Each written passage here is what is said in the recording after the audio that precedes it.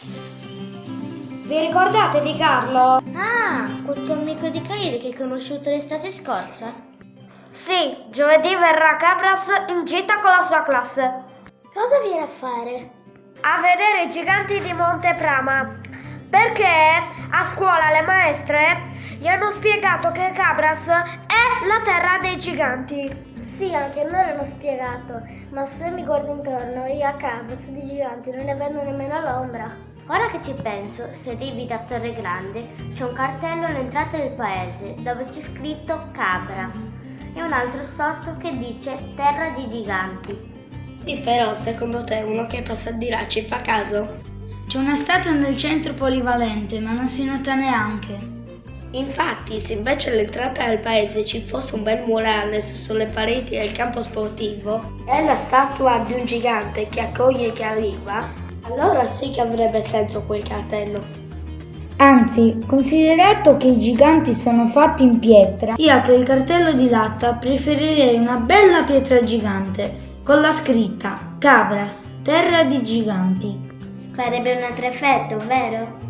Eh sì, Ma poi entri nel paese e dove sono i giganti? Solo dentro il museo. hai presente quella rotonda davanti al municipio?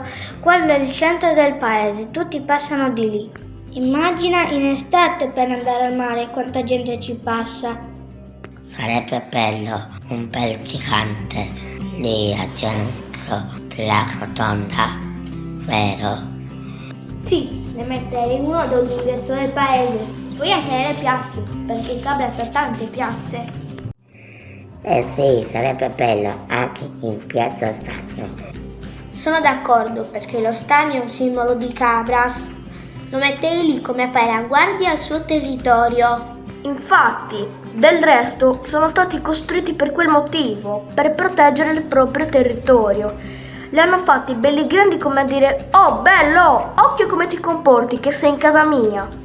Sì, dovevano mettere paura ai malintenzionati.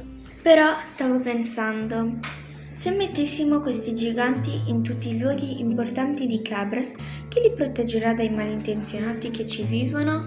Cioè? Non ti sei accorto che ogni volta che viene abbellito il paese, poi ci sono i vandali che si divertono a distruggere? Secondo me ci sarebbe qualche scemo che andrebbe subito con lo spray a disegnare le boccacce sulla faccia dei giganti. Sì, hai ragione, non mi stupirebbe. Quindi la nostra idea non è fattibile. Certo che sì, siccome le statue sono un tesoro, non è possibile lasciarle così esposte a tutti, proprio perché non tutti conoscono il rispetto, però ci possiamo mettere delle copie. Bella idea. Peccato però, quando arriverà Carlo con la sua classe, i giganti li vedranno solo al museo. Speriamo che prima di diventare grandi noi qualcuno ci pensi.